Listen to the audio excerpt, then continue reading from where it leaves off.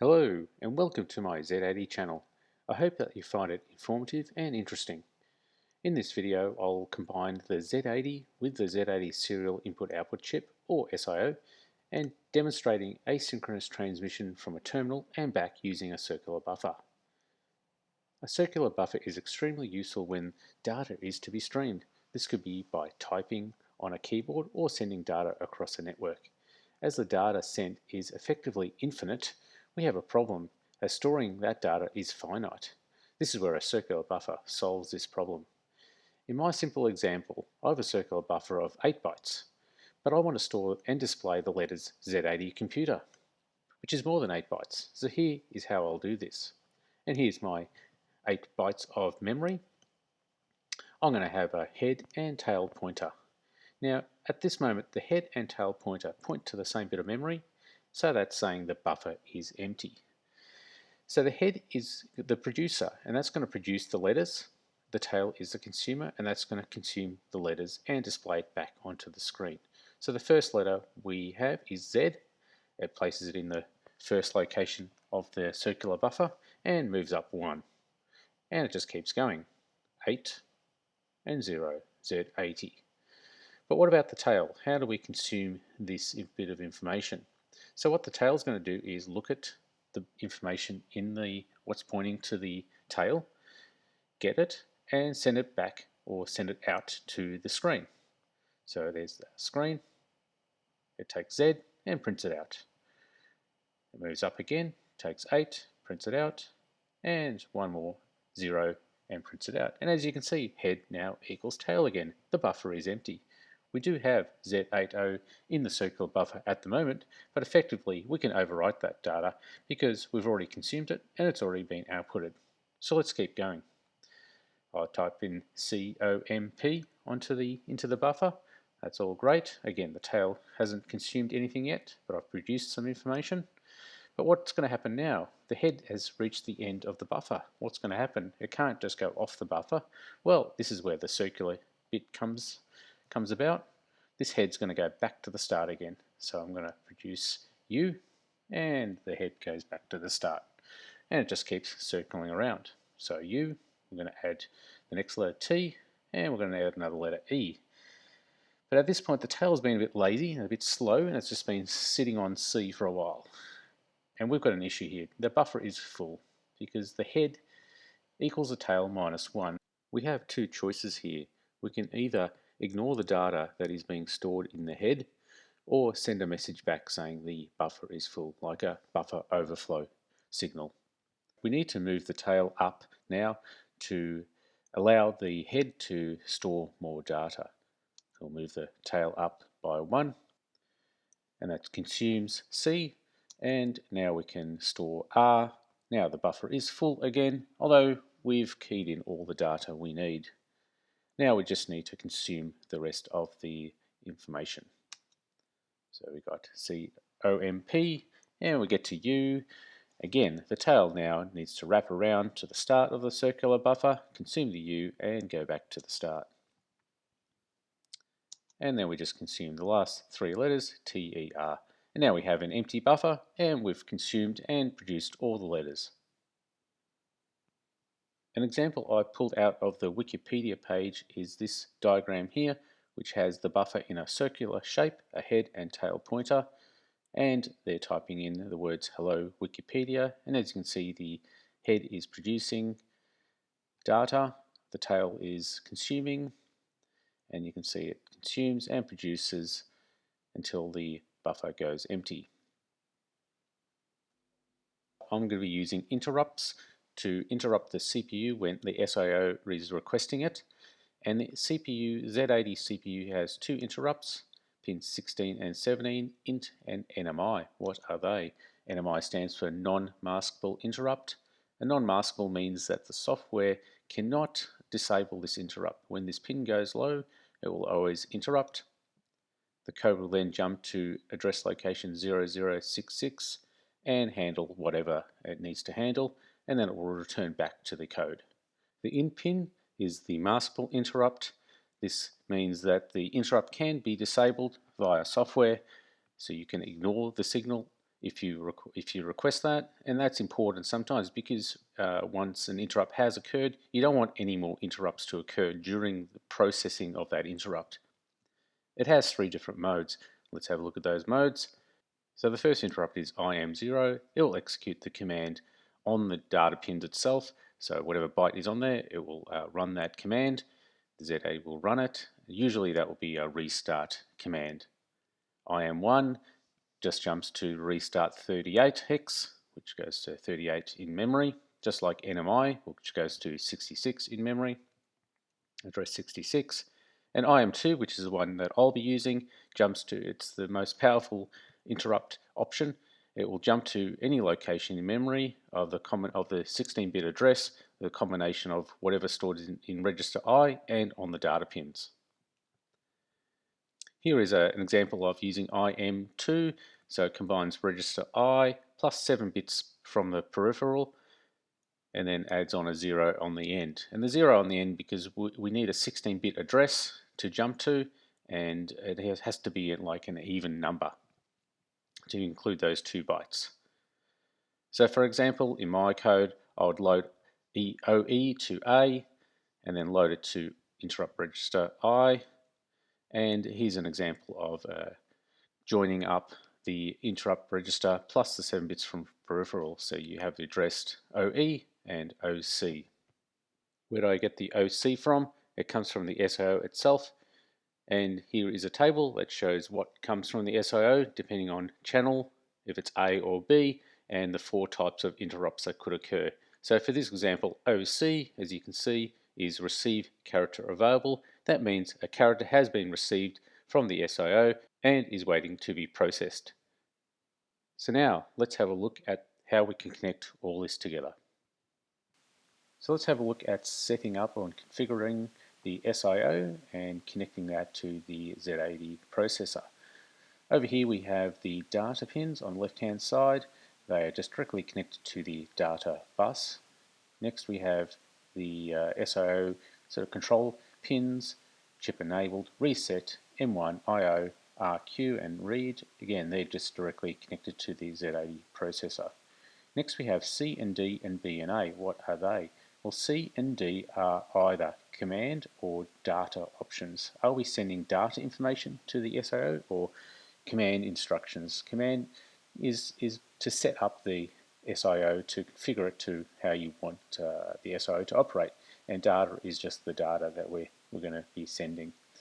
We've also got B and A. This SIO, the SIO chip has 2 ports, A and B, and so are we going to select, are we sending information to A or to B? And you can see active low for D and A. Now I've wired these up to the address line, A4 and A5. So when I do an out command to, or an in command to the SIO, the first 3 bytes are the chip select bytes. So for my setup I have 7, and then the bytes 5 and 4 are connected to these 2 lines. So I can select whether I'm doing a command or configuration or a data command to the SIO, and whether it's A or B. When we look at the code, we'll have a look at how this works. Next we have the clock. This is just a direct feed from the Z80 clock processor just to get this SIO ticking along. Next we have the interrupt line. The interrupt here is very important for what we're doing because we're using interrupts. This is an output, an out interrupt signal, which will interrupt the CPU and do what it needs to do. So that just again connects directly to the Z80 CPU. Here next we have EI and IEO, so interrupt enabled input and output. These are used if you are connecting other chips which use interrupt signal to the CPU as well. You can then daisy chain these and connect them in serial to the CPU. Now in this case I'm only using 1 chip, so I just tie the interrupt input to just high. On the right hand side here we have the read and transmit lines, and we have the 2 ports. We have A over here and B over here. There are some slight differences depending on what SIO version you're using, 0, 1 and 2. In this case here we're having a look at SIO version 0. So on the right hand side here, the first two pins are the read pins, that's data and clock. So the data line is directly connected to the transmit line on the output. The clock is interesting because the clock we need to have a particular speed that we need to communicate via the computer and the SIO together. They need to have the same speed, and we call that speed the baud rate. Now the baud rate is the standard baud rates, and as you can see we have 300, 600, etc. They're the standard baud rates. So this clock needs to be one of those standard baud rates, which is a problem that I have because I don't have a clock chip that will set the baud rate for me. So what I'm doing is putting the CPU clock directly into the clock feed here. Fortunately, the SIO has a configuration option that allows us to divide that by a factor. Now the dividing factor that I'm using is 64. So for instance, bring up a calculator.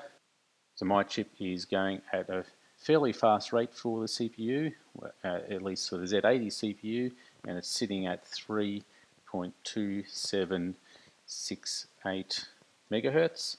And if I divide that by 64, we get a baud rate of 51,200, and that's the configuration that I'm using. Fortunately, my terminal has a custom baud rate, and it allows me to use this particular baud rate. But if you can get a speed of a standard baud rate, it will be much easier to use. Now we'll just close these windows here. So next we have the transmit lines, data and chip, exactly the same. Transmit is connected to the receive, and the clock is just connected to the same clock. We also have sync and write, read, which I'm not using.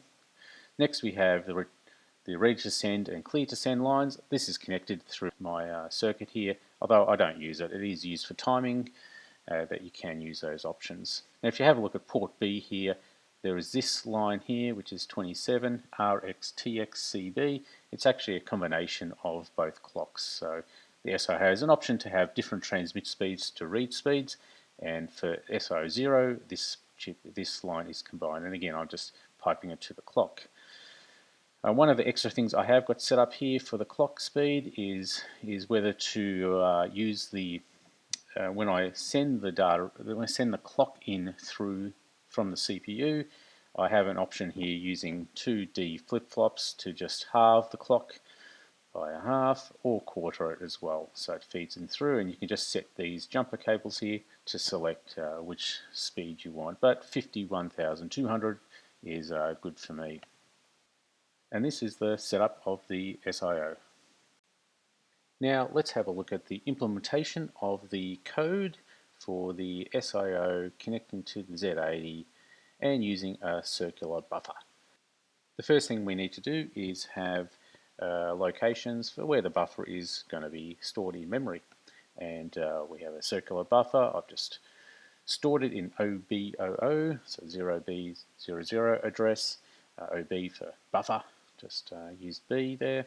And also we're going to need to have where we're going to store the head and tail pointers. So they just leave this location here, just need 1 byte for that. Next we'll set up the buffer sizes. So here I've got the buffer size equal to buffer 32, so 32 bytes, and this can be changed to be 16, 64, etc. The next thing we need to do is set up the input and output port. So I'm using port 7 for the chip enabled, and then address A5 and A4 to select whether we're looking at A or B or control or data. So for instance, if I convert, let's have a look at this one here to binary. I've got 0010 for the 2 and 0111. I've got that to binary, and that equals 27 hex.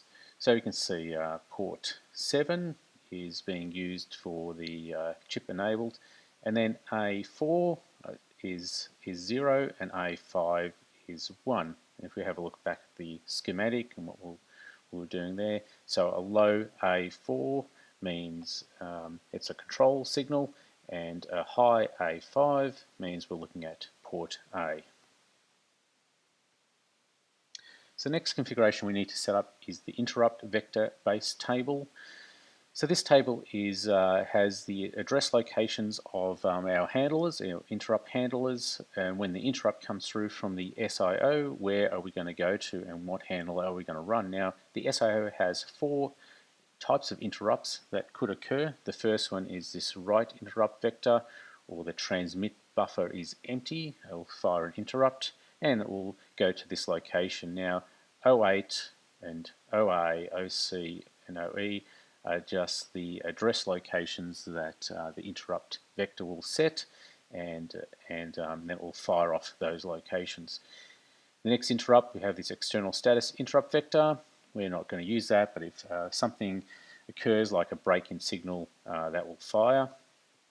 If there is something to be read, so there's the SIO has received some data, it will fire this interrupt, the read interrupt vector, which we will be using, and there's a special receive interrupt vector, and that's for overflow status and anything else. So that's the configuration options. Now we need to just run the code and set this all up. So with interrupt mode 2, we use the interrupt register I. We need to store the high page number or the high byte of this table, which is OE. The lower significant byte will be set by the interrupt itself.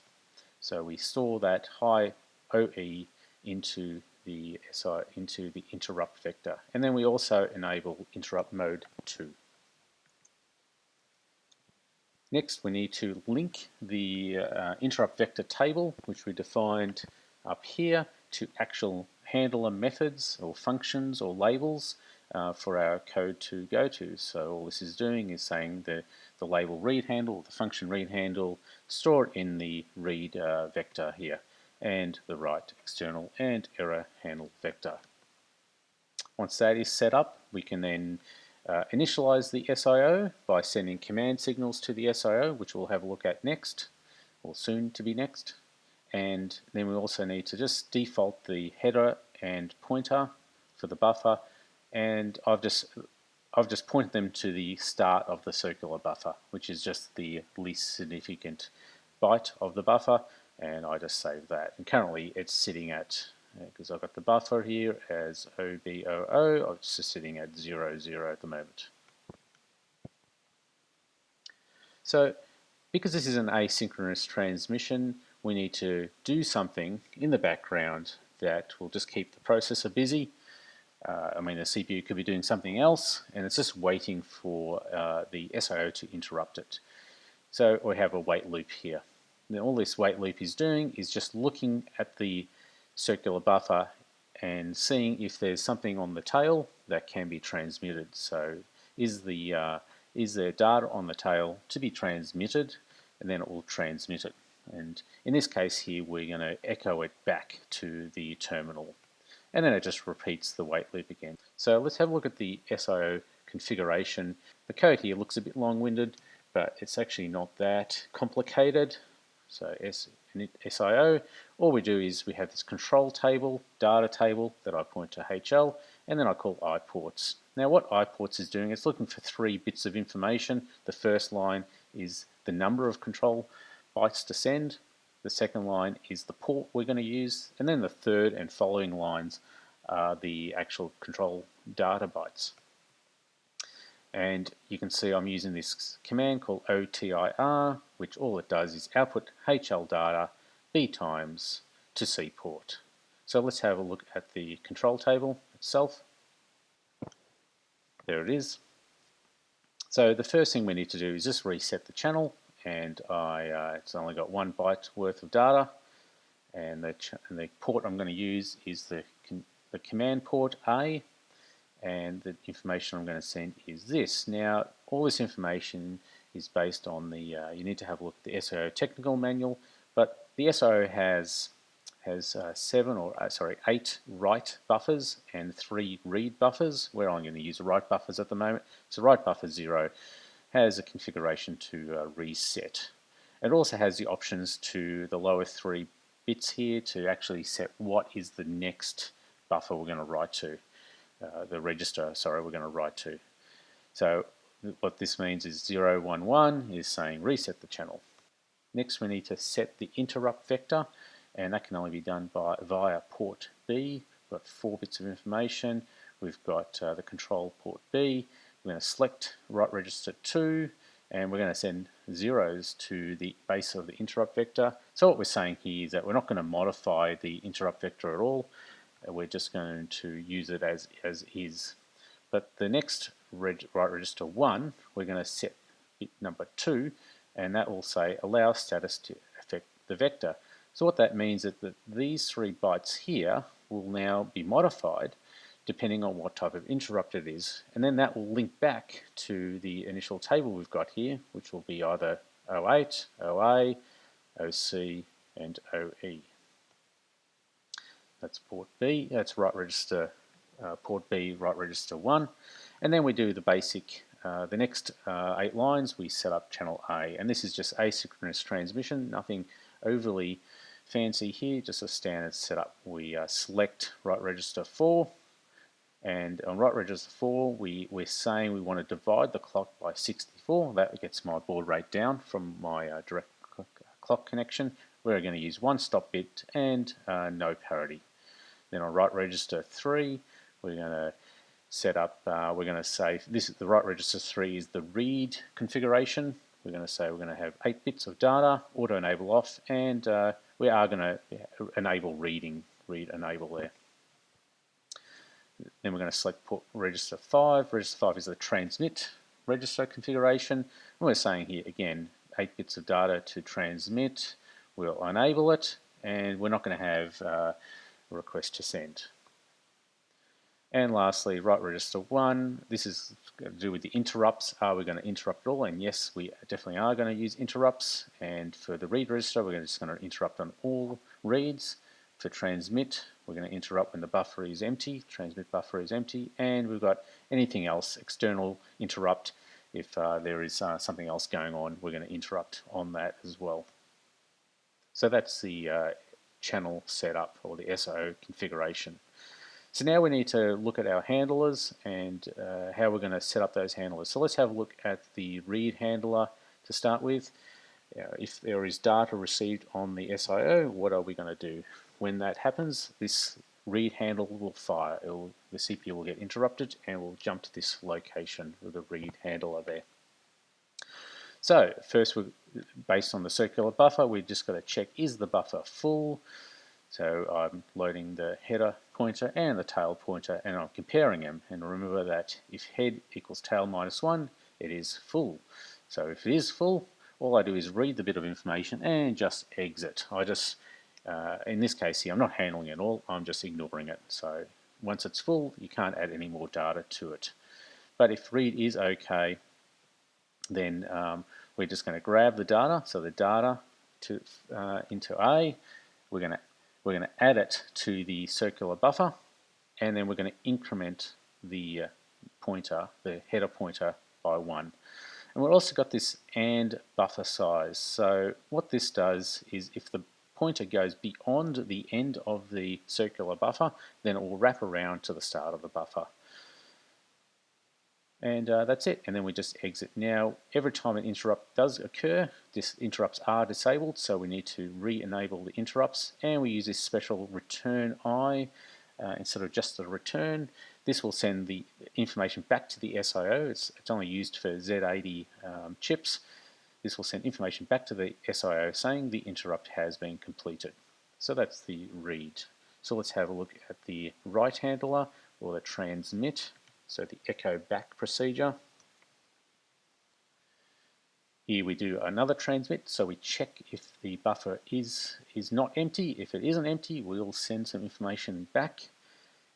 Now if it is empty, then this do transmit method actually returns the carry flag saying if the carry is set that the buffer is empty. So if the buffer is empty, we don't want this interrupt to keep firing, because this interrupt is saying that the transmit buffer is empty, and so once you put something into the transmit buffer, it will clear and then it will go empty, and it'll just keep repeating, it's empty, it's empty, it's empty. We want to stop it from firing again because it is empty.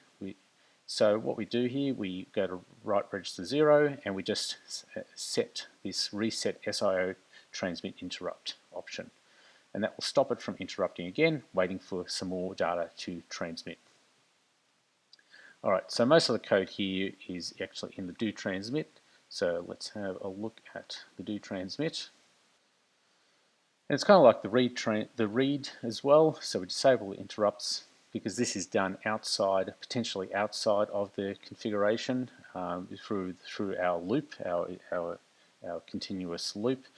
So disable the interrupts here, and then we do the check: is the buffer empty? So the buffer is empty when the tail equals the head. So I get the tail and I get the head and I compare them, and if they're the same, it's empty. So if it's empty, I just set the carry flag, re-enable interrupts, and return.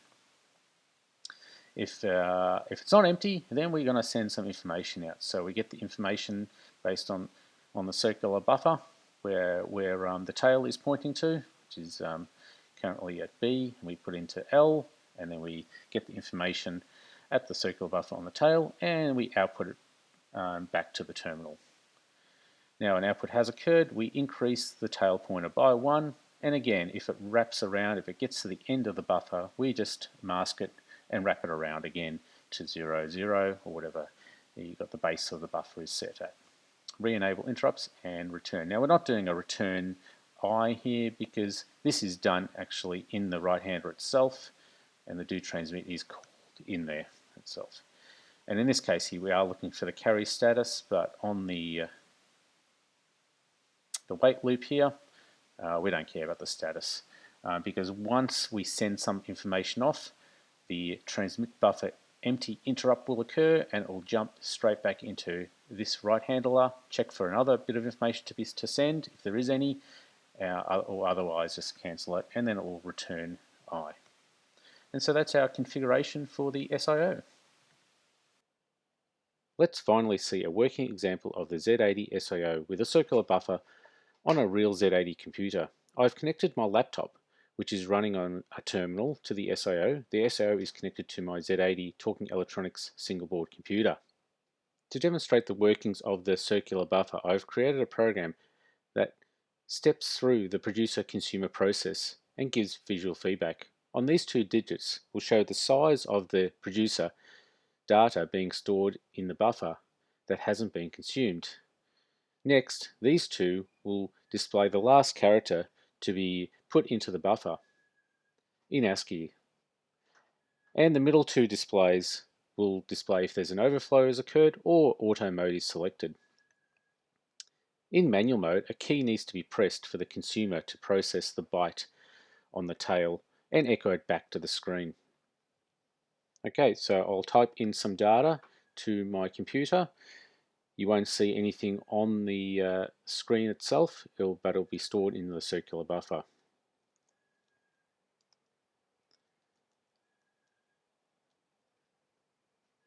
Okay, so you can see I've added some data into the buffer, OC count, and the last character was 72 ASCII. So I'm going to press a key now to then consume that data.